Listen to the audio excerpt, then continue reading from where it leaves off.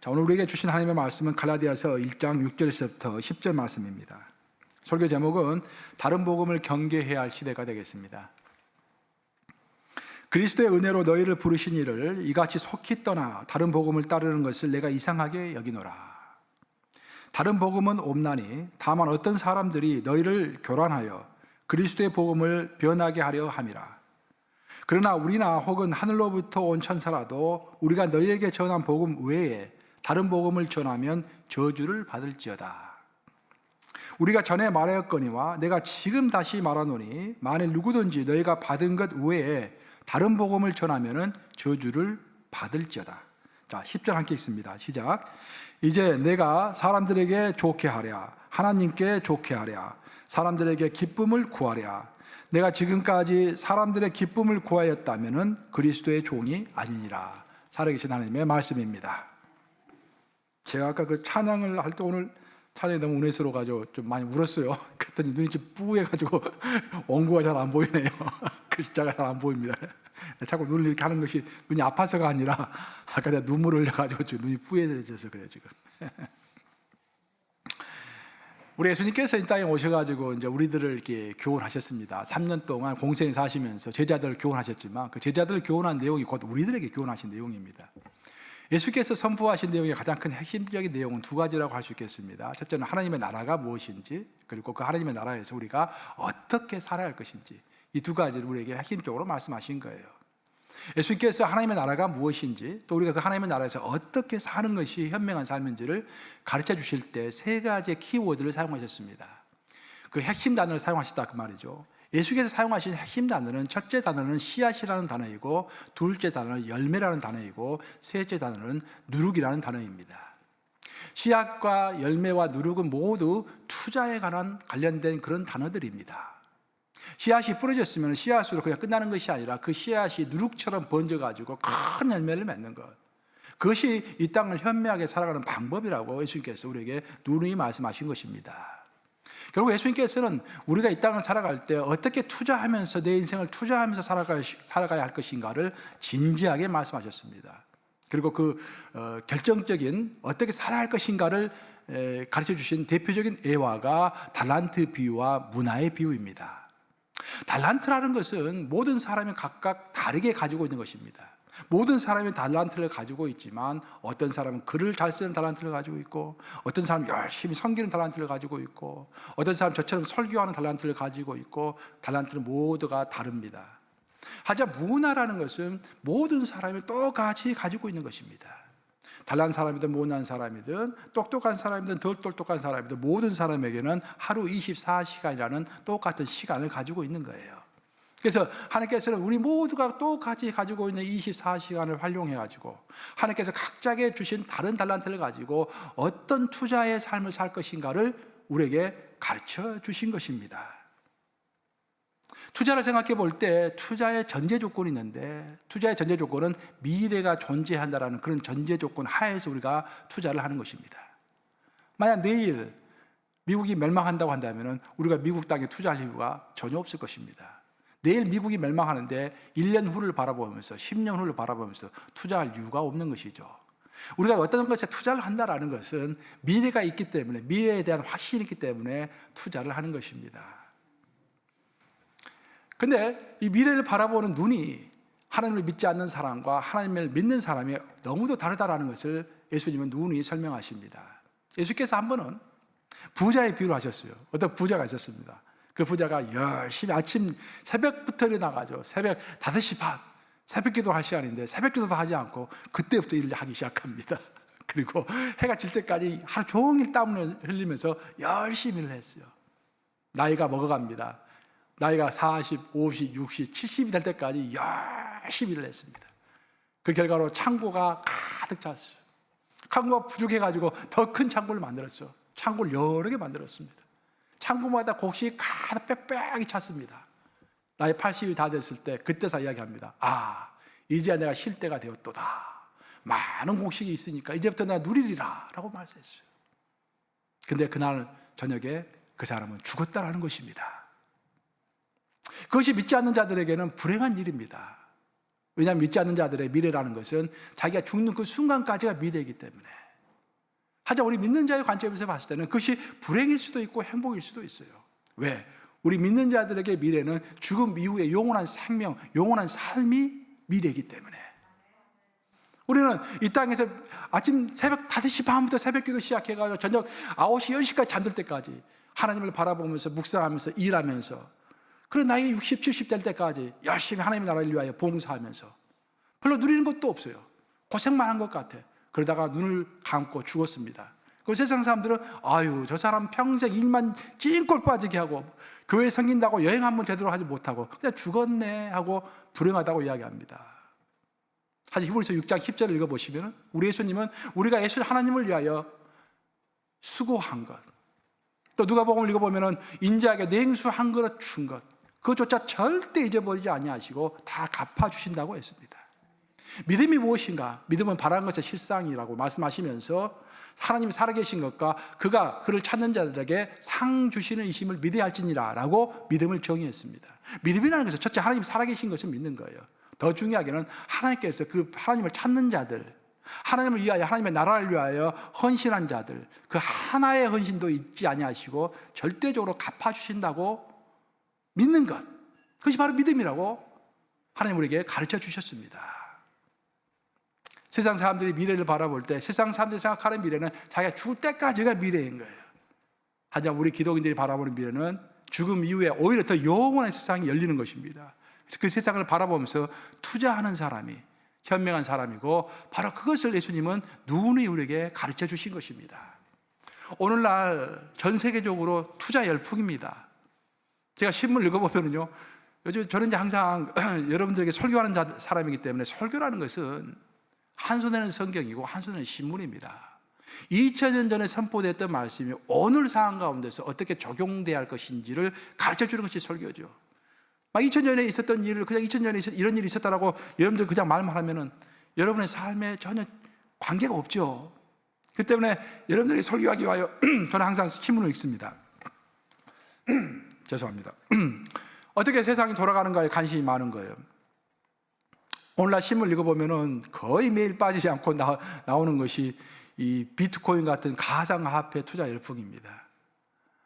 특히 미국과 한국이 큰 열풍이 불어나고 있는데요. 한국에서는 직장인들이 아침에 직장으로 일하러 나가면은 일에는 별로 관심이 없고 시간만 있으면 3, 3, 5 모여가지고 비트코인, 도치코인, 그 가상화폐가 얼마나 올랐는가, 그게 좀 하재래요. 그 전철을 타면은 모든 사람들이 앉아가지고 핸드폰을 보고 있는데, 핸드폰 뭘 보고 있는가를 보면은 전부 코인이 얼마나 올랐는가, 얼마나 떨어졌는가, 투자하고 팔고 그런 것만 한다라는 거예요.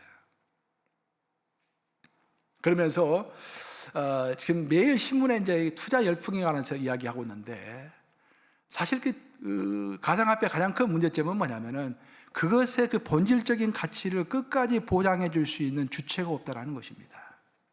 예를 들어 보면은 우리가 사용하는 달러, 미국의 달러는 미국 정부가 그 가치를 보증합니다. 내가 20달러를 가지고 있다면 20달러의 가치를 미국 정부가 보증을 하는 거예요. 그거 더 나아가서는 미국 경제가 그것을 보증하는 것입니다. 약간 떨어지고 오를 수는 있지만 기본적인 그 가장 근본적인 가치는 보증해 주는 거예요. 금과은도 마찬가지입니다. 금과은은 어떤 장식품이기에 앞서서 산업재입니다. 산업에 금이 많이 쓰이고 은이 많이 쓰이는 거예요. 더 나아가서 금과 은은 장식품으로도 쓰입니다. 그 존재 자체가 가치를 가지고 있는 거예요. 근데 가상화폐는 말 그대로 가상적인 숫자에 불과합니다. 내 숫자만 갖고 있는 거야. 그것이 일순간에 다 날아가 볼 수가 있죠. 그리고 그 날아갈 때 그것을 붙잡아 줄 수 있는, 그 가치를 보장해 줄 수 있는 핵심적인 존재가 없는 것입니다. 우리는 무언가에 우리의 인생을 투자할 때, 내 시간과 내 달란트와 내 에너지를 투자할 때 어떤 미래의 확신을 가지고 내 투자만큼의 가치가 있을 것이라는 확신이 있을 때 그것을 투자를 합니다. 그리고 특별히 우리 크리스천들은 내가 투자하는 것이 영원한 가치가 있다라고 할 때 그것에 투자를 하는 거예요. 우리의 감독의 창시한 요한의 설교가 가르쳐 주신 핵심적인 부의 원리는 영원한 것에 투자하라는 것이에요. 웨슬리는 우리에게 가르쳐 주었습니다. 우리가 무엇을 투자하려고 할 때, 내 인생과 내 시간과 내 물질을 투자하려고 할 때 이것이 과연 영원한 것인가 한번 따져보고서 투자하라는 거예요. 영원하지 않는 것에는 투자하지 말라고 하는 것입니다. 그 무엇이 영원한 것인가, 무엇이 영원한 것인가를 가르쳐 주고 있는 핵심 메시지가 바로 복음인 것입니다. 성경에서 말하는 복음이라는 것은 우리에게 무엇이 영원한 것이고 무엇이 중요한 것이고 무엇이 영원하게 중요하기 때문에 그때 투자해야 할 것인지를 가르쳐주는 것이 바로 복음인 것입니다. 그런데 2000년 전이나 오늘이나 기독교 역사가 시작된 이래로 항상 복음이 있는 곳에는 가짜 복음이 함께 있었다라는 거예요. 오늘 본문 말씀이 그 말씀입니다. 사도 바울이 이야기하고 있는 것이 갈라디아 지방에 있는 교회들 가운데 가짜 복음, 오늘 본문에서는 다른 복음이라고 이야기하고 있는데요, different gospel, 다른 복음이 그들 사이에 충만했다라는 것입니다.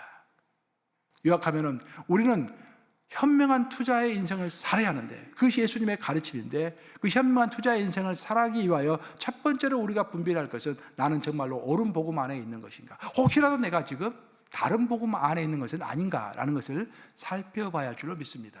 그래서 오늘 저는 여러분과 나머지 시간을 진짜 복음이 무엇이고 다른 복음은 무엇인가, 그리고 왜 우리가 다른 복음을 경계해야 하는 것인가, 그런 것들을 함께 나눠보고자 하는 것입니다. 수년 전에 한국에서 153 교회라는 책이 출판이 돼가지고 큰 화제가 된 적이 있습니다. 그 책은 서울에 있는 장로회 신학대학교 교수인 오규훈 교수가 쓴 책이에요. 신학대학교 교수가 썼기 때문에 상당히 또 장로 신학대학교는 신학대학교로서 또 인정받고 있는 신학대학교이기 때문에 또 이게 권위가 좀 있는 것 같아요. 그래서 아주 대화제가 되었습니다. 그 책의 내용은 뭐냐면은 과연 교회 사이즈가 어느 정도 사이즈가 최고의 교회인가라는 것을 밝혀내는 거예요. 이분은 성경 전체를 공부해보고 또 사회과학적인 면, 또 인류 사회문화적인 면을 다 통틀어 가지고 연구를 한 결과 교회 사이즈는 성인 성도가 한 150명 정도 모인 교회가 가장 이상적인 교회라는 그런 결론입니다. 그래서 그 책 제목이 153 교회예요. 근데 그 153이라는 숫자는 요한복음 마지막 장에 나오는 숫자입니다. 요한복음 마지막 장이 몇 장이죠? 자, 테스트 한번 해보겠습니다. 우리 통맥 들으시는 분들은 다 알겠죠? 21장이에요, 21장. 요한복음 21장까지 있어요. 21장 11절에 보면은 153이라는 숫자가 나옵니다. 예수님께서 십자가에 못 박혀 돌아가셨어요. 그래서 옆에서 본 제자들이 너무 낭망을 합니다. 예수님만 믿고서 여기까지 왔는데 예수님이 십자가에 못 박혀 돌아가신 거예요. 그래서 그 낭망스러운 마음에 야, 우리 바닷가로 돌아가자 라고 해서 베드로가 이렇게 앞장서 가지고 6명의 제자가 베드로를 따라서 총 7명의 제자들이 디베랴 바닷가로 돌아갔다고 되어 있습니다. 성경에서 말하는 디베랴 바닷가는 곧 갈릴리 바닷가입니다. 똑같은 말이에요. 디베랴 바닷가로 가서 그 고기 잡는 선수들이죠. 원래 바닷가에 있었던 사람들이니까 고기를 밤새 고기를 잡았습니다. 고기는 밤에 잡는 것이죠. 밤새 고기 잡았어요. 놀랍게도 한 마리도 못 잡았습니다. 7명 다 고기 잡는 선수들, 어부들인데 고기를 한 마리도 못 잡은 거예요. 그래서 지쳐가지고 이제 무트로, 육지로 돌아오는데 어디서 음성이 들립니다. 오른쪽으로 그물을 던져봐라. 그때까지만 해도 그 말을 하시는 분이 예수님인지를 몰랐어요. 하자 그들은 혹시나 하는 마음에 그냥 오른쪽에 그물을 한번 던져보았습니다. 아니 그랬더니 그 그물을 집어 올릴 수도 없을 만큼 많은 물고기들이 잡혔다라는 거예요. 그때 잡힌 물고기의 숫자가 153마리다라는 것입니다. 그 말씀이 요한복음 21장 11절에 나와 있어요. 우리 한번 같이 읽어보겠습니다. 시작. 시몬 베드로가 올라가서 그물을 육지에 끌어올리니 가득히 찬 큰 물고기가 153마리라. 이같이 많으나 그물이 찢어지지 아니하였더라 라고 되어 있습니다. 이 구절은 참 중요한 구절입니다. 그래서 초대교회 선생들이었던 교부들이 초대교회 선생들이었죠. 그 교부들이 이 구절을 해석할 때 특별히 그물이 찢어지지 아니하였더라라는 말에 중점을 두고서 해석을 했습니다. 그 해석이 지금까지 내려오는 거예요. 그 해석은 뭐냐면은 여기서 그물이라는 것은 구원의 방주인 교회를 뜻한다.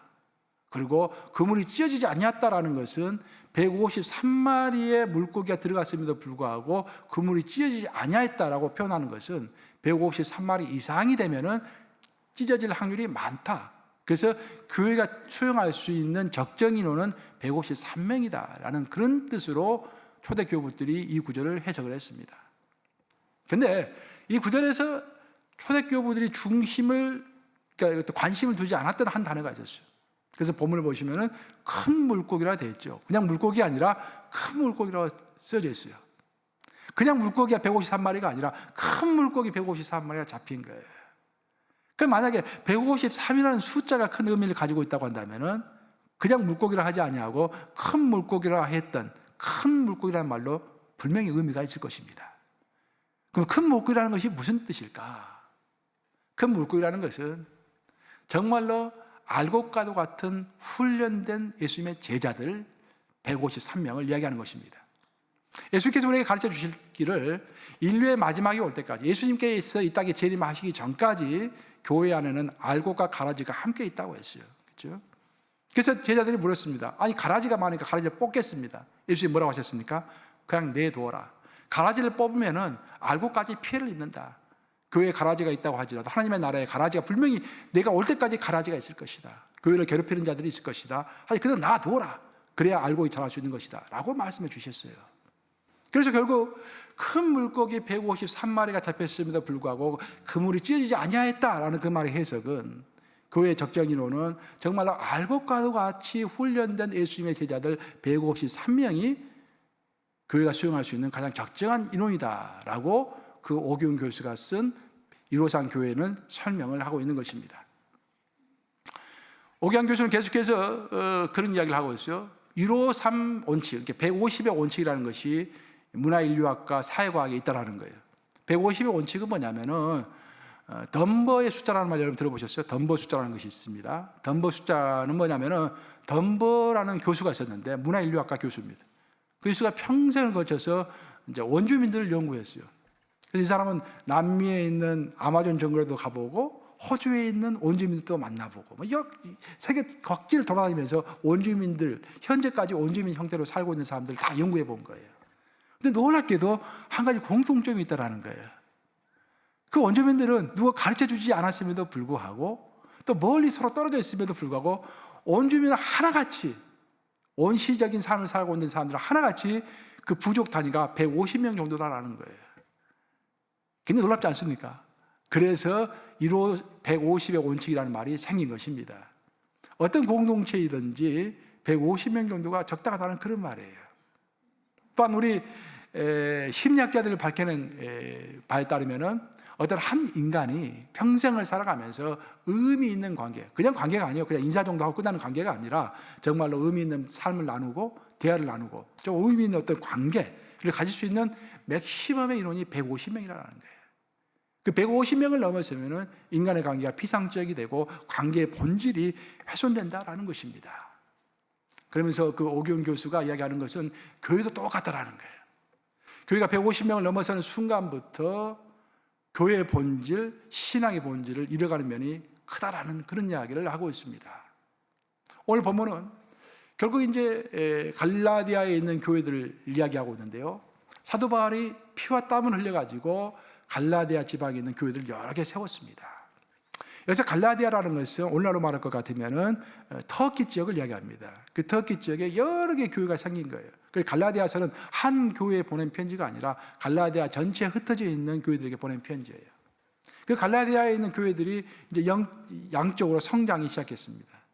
성장하면서 점점 시간이 가면서 신앙의 본질로부터, 교회의 본질로부터 멀어지기 시작한 거예요. 그런데 급기야는 그들 사이에 다른 복음이 나타나기 시작했습니다. 사도 바울은 그것을 보고 깜짝 놀랐어요. 어떻게 해서 이렇게 다른 복음이 나타날 수 있는 것인가? 특별히 사도 바울이 깜짝 놀랐던 것이 갈라디아서 1장 6절에 잘 나타났는데 한번 읽어보겠습니다. 갈라디아서 1장 6절 어떻게 사도 바울이 놀랐는지 한번 보겠습니다. 시작. 그리스도의 은혜로 너희를 부르신 이를 이같이 속히 떠나 다른 복음을 따르는 것을 내가 이상하게 여기노라. 사도 바울이 그렇게 피와 땀을 흘려가지고 애쓰게 교회를 세워놨는데 사도 바울이 잠시 갈라디아를 비웠습니다. 잠시 그 자리를 비웠더니 그 잠시 사이에 급속하게, 속기라고 되죠. 속기, 아주 급속하게 다른 복음을 따르는 자들이 엄청나게 많이 늘어났다는 거예요. 그래서 사도 바울은 내가 이상하게 생각하노라 그렇게 했죠. 그래서 이상하다라는 단어를 사용하고 있는데 번역이 약간 잘못됐어요. 여기 보면 영어 번역이 더 와 닿는데요. astonishing, 깜짝 놀랐다는 거예요. 아니 내가 잠깐 이 교회를 비운 사이에 이 다른 복음이 와가지고 그 다른 복음이 이렇게 빠른 시간 내에 이렇게 속히 퍼지는 것인가 라고 깜짝 놀랐다라는 것입니다. 이와 같이 오늘날에도 우리가 조금만 신경을 쓰지 않으면은 여러분의 삶에도 마찬가지고 우리 교회도 마찬가지고 다른 교회도 마찬가지고 다른 복음이 들어와서 우리의 신앙의 본질, 공동체의 본질을 해칠 수 있다라는 것입니다. 바로 그래서 깨어가지고 우리가 항상 바른 복음 안에 있는가를 살펴봐야 돼요. 여러분 개인의 인생도 마찬가지입니다. 교회 전에 여러분 개인의 인생이 있는 것이죠. 사실 교회보다 더 중요한 것은 여러분 개인입니다. 우리는 뉴욕 감리교회로 하나님 앞에 심판을 받는 것이 아니라 여러분 김갑동으로서, 김갑동 집사로서, 김갑동 장로로서 하나님 앞에서 심판받는 거예요. 여러분 개인의 신앙을 잘 점검하셔야 합니다. 내가 진짜 복음 안에 있는 것인지 세상의 유행을 따르는 가짜 복음 안에 있는 것인지. 사도 바울은 오늘 본문에서 다른 복음이라는 말을 사용하고 있습니다. 그럼 이 다른 복음이 어떤 복음일까요? 갈라디아서 전체를 읽어보면 사도 바울이 말하는 다른 복음이라는 것은 세상의 유행을 따르는 복음입니다. 그리고 인간의 욕망을 따르는 복음을 다른 복음이라고 이야기하고 있습니다. 복음의 주체는 예수님이 하는데 그 복음의 주체는 예수님이 사라지고 내 욕망과 내 욕심이 드러나는 거예요. 그 세상의 유행을 따라가는 그런 신앙을 갖게 되는 것입니다. 사도 바울 당시에 갈라디아서의 배경을 보면은 유대주의자라는 사람들이 있었습니다. 그 유대주의자라는 사람들은 교회 안에서 물론 교회를 다니고는 있었지만 구약에 나오는 모세의 율법도 우리가 취해야 한다고 주장하는 사람들이었습니다. 예수도 중요하지만 동시에 예수만큼 중요한 것이 구약의 율법이라고 주장했던 사람들입니다. 그들은 어떤 한 가지를 유행처럼 주장하기 시작했는데 그것이 바로 할례였습니다. 이방인이든 유대인이든 일단 예수를 믿는 사람들은 모두 할례를 받아야 한다. 그렇게 주장하기 시작한 거예요. 그 할례가 유행이 되었습니다. 사람들 사이에서 서로 묻는 거예요. 너 아들 할례 받았어? 아니 안 받았는데 그건 안 받았구만. 이런 식이 돼버린 거예요. 사람들은 혹시 나 혼자 외톨이가 되지 않을까? 다른 사람들은 다 할례를 받는데 나만 할례를 받지 않으면 이상하게 되지 않을까? 염려스러워서 할례를 받기 시작했습니다. 그런데 사도 바울이 지적하는 것은 그 갈라디아 지역에 있었던 유대주의자들의 동기를 이야기합니다. 왜 그들은 가짜 복음을 퍼뜨렸을까? 왜 그들은 다른 복음을 이야기하고 있는 것일까? 그 사도 바울이 그들의 마음의 동기를 이야기하는데 그 마음의 동기는 인기라는 단어가 있었다라는 것입니다. 그들은 인기를 얻고 싶었어요. 사람들의 존경을 얻고 싶었습니다. 그래서 뭔가 특별한 이야기를 하고 싶었어요. 항상 하는 이야기, 예수의 보혈, 십자가, 은혜, 너무 식상하지 않습니까? 근데 그 식상한 이야기보다는 사람들의 정신을 딱 깨게 할 수 있는 특별한 이야기를 하고 싶었어요. 그래서 특별한 교리들을 만들어내서 이야기하기 시작합니다. 근데 사도 바울은 그들의 동기가 진정으로 하나님의 나라를 위하여 어떻게 하면 내 교회가 잘 될까? 어떻게 하면 하나님의 나라가 잘 될까? 그런 동기 하에서 내가 행동한 것이 아니라 어떤 불만, 교회에 대한 불만이라든지 내가 드러나고 싶은 욕망, 내가 인기를 얻고 싶고 존경을 받고 싶은 욕망, 그런 욕망 때문에 다른 복음을 퍼뜨리기 시작했다라고 사도 바울은 지적하고 있는 것입니다. 굉장히 가슴 아픈 지적이죠. 오늘날에도 우리 가운데 여전히 다른 복음들이 있습니다. 한때는 번영 신약이라는 것이 있어가지고 온 세상 사람들을 유혹했습니다. 교회 다니면 잘 산다라는 거예요. 물론 그것이 교회 다니니까 못 산다라는 말은 할 필요가 없지만 교회 다니면 잘 산다라는 것이 중요한 것이 아니죠. 어떻게 사는 것이 잘 사는 것인가가 중요한 것이죠. 우리가 정말 하나님의 영원한 세상을 바라보면서 영원한 것을 추구하면서 살아가고 있다면 그것이 잘 사는 거예요. 근데 한때 교회에서는 그것이 잘 사는 것이 아니라 돈을 많이 벌고 돈을 많이 벌고 많이 축적하고 저축하고 그런 것이 잘 사는 거라고 가르쳤어요. 그 다른 복음입니다. 명백한 다른 복음입니다. 오늘날에도 우리 가운데 다른 복음이 있을 수 있는 거예요. 다른 복음은 교회적 측면에서도 있지만 우리 개인적인 측면에도 있는 거예요. 우리가 정말 다른 복음 하에서 살아가고 있는지 진짜 복음 하에서 살아가고 있는지를 살펴보려면 나는 누구를 위하여 살아가고 있는가를 살펴보면 압니다. 나는 나를 위하여 살아가고 있는지 정말 예수님을 위하여 살아가고 있는지. 복음의 핵심이 뭡니까 여러분? 복음의 핵심은 예수님입니다. 그 예수님을 인생의 구세주요 인생의 주인으로 모셔드리는 것, 그것이 복음의 핵심인 것입니다. 예수님은 우리의 구세주십니다. 왜냐하면 내가 받아야 할 죄의 형벌을 대신 받아주셨기 때문에 나를 구원해 주신 구세주이십니다. 그리고 예수님은 이제부터는 내가 내 인생을 내 마음대로 사는 것이 아니라 내 인생을 우리 하나님께 드리기 때문에 우리 예수님은 내 인생의 지금부터 주인이 되시는 것입니다. 그래서 복음의 핵심은 복음의 행동의 핵심이라고 할 수 있겠네요. 복음의 행동의 핵심은 우리가 예수님의 도구가 되는 것이 복음의 핵심입니다. 성경이 가르쳐주는 것은 우리 모두는 예수님의 도구가 되어야 한다는 거예요. 예수님의 뜻을 이루기 위한 하나의 도구가 되는 것입니다. 예수님은 시대에 따라서 어떨 때는 베드로를 사용하시고 어떨 때는 빌립을 사용하시고 어떨 때는 바울을 사용하시는 거예요. 하나님의 목적을 이루시기 위하여 우리를 도구로 사용하시는 것입니다. 우리는 믿는 자로서 하나님의 도구가 됐을 때 영광스럽게 생각하는 것입니다. 근데 오늘날 문제는 뭐냐면은 많은 사람들이 하나님의 도구가 되는 것에 별로 관심이 없어요. 여러분 관심 있으세요? 내가 어떻게 하면 하나님의 도구가 될까? 관심 있으십니까? 그런 일에 관심이 없어요. 대신에 하나님을 도구 삼아서 내가 원하는 일을 다 하려고 해요. 여러분 각자 다 기도 제목이 있죠. 다 또 마음의 소원이 있죠. 그것을 이루는 도구로서 하나님을 사용하실 뿐이지 내 스스로가 하나님의 도구가 되려고 하지 않는 거예요. 바로 그것이 다른 복음, 가짜 복음을 만들어내는 것입니다. 오늘 많은 사람들의 관심은 무엇에 있냐면은 정복하는 것에 있습니다. 사업을 정복하고 싶어하고 학문을 정복하고 싶어요. 그렇죠? 어떤 권세 있는 자리를 정복하고 싶어합니다. 모든 것이 정복하는 데 관심이 있습니다. 근데 그 정복이 정말 조심해야 할 것은 무엇을 위한 정복이냐라는 것입니다.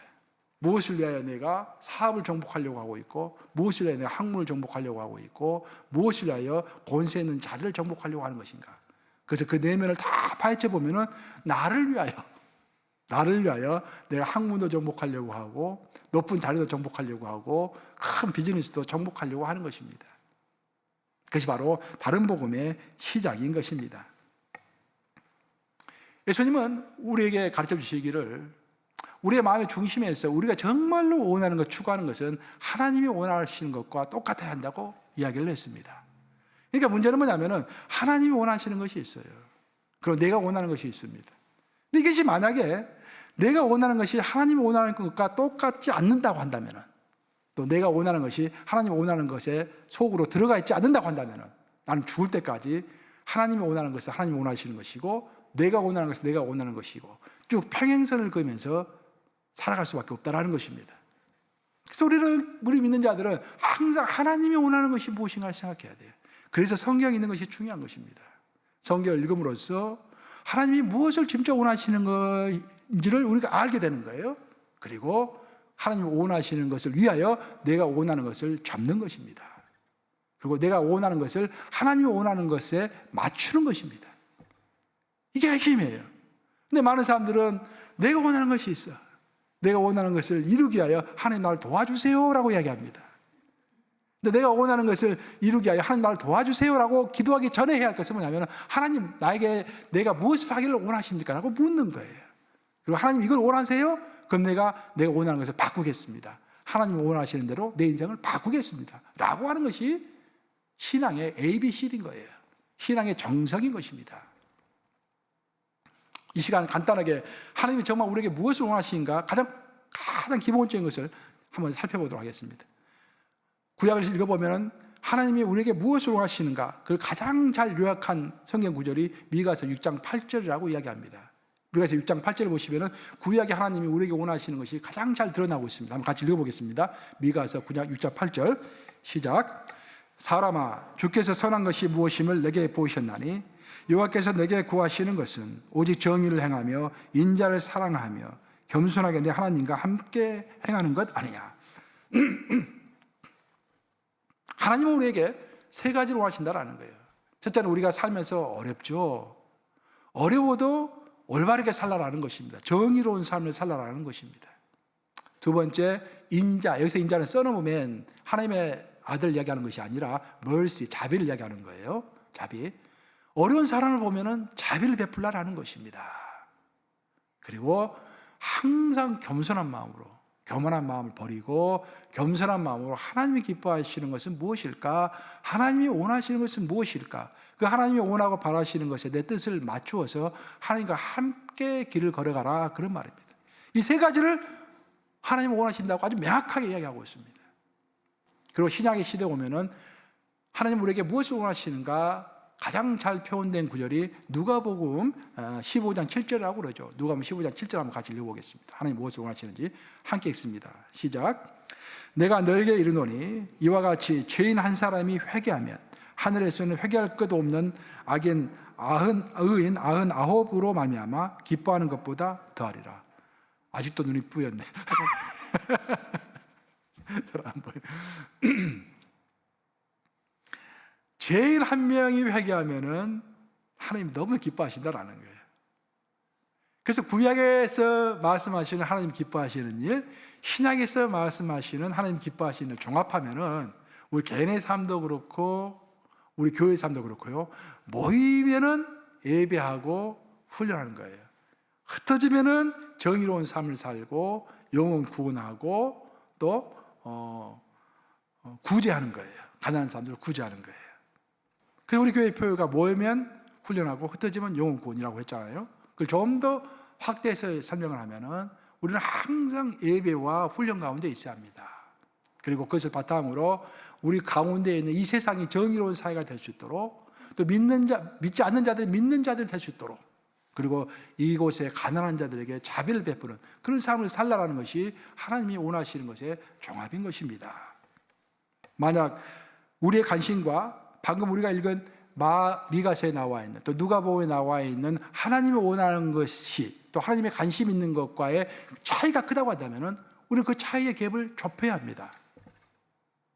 내가 원하고 내가 이런 삶을 살고 싶다라는 그런 삶과 하나님이 말씀하시는 이런 삶을 살아라 라는 그 하나님의 말씀 사이에 큰 갭이 있다고 한다면 하나님이 나에게 맞추는 것이 아니라 내가 하나님 삶에 맞춰야 하는 것입니다. 우리는 제가 처음에 오늘 설교 시작할 때 투자에 대해서 이야기했습니다. 모든 사람이 투자하면서 인생을 살아가는 거예요. 근데 무엇을 위하여 우리는 투자하고 있는가? 진지하게 살펴봐야 할 줄로 믿습니다. 이제 말씀 마무리합니다. 인류의 학어라고 하는 레오나르도 다빈치, 너무도 유명하죠. 레오나르도 다빈치가 나이 43살이 됐을 때 밀라노에 있었던 한 수도원으로부터 요청을 받습니다. 그 수도원이 큰 수도원이었는데 그 수도원 이 식당에 벽이 홍한 거예요. 그 수도원 식당 벽에다가 벽화를 하나 그려달라고 합니다. 그 벽화는 예수님 음식을 잡수시는 장면을 이렇게 식당이니까 음식을 잡수시는 장면을 그려달라고 해요. 그래서 최후의 만찬이라는 제목의 그림을 그리기 시작한 겁니다. 최후의 만찬 아시죠? 그 유명한 그림 그래서 시작된 거예요. 다빈치는 5년에 걸쳐가지고 그 그림을 그렸습니다. 이야, 작품 하나 만드는데 5년 걸렸어요.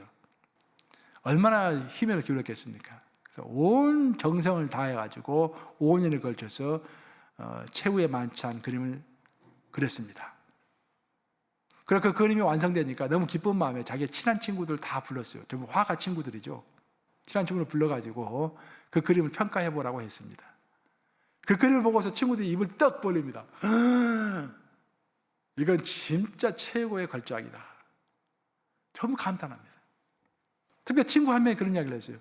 자네가 그린 예수님이 들고 있는 그 은잔이 너무도 정교하고 너무도 영감 있고 너무도 깊이가 있어가지고 도저히 그 은잔에서 내 눈을 뗄 수가 없네. 자네 정말 대단하네.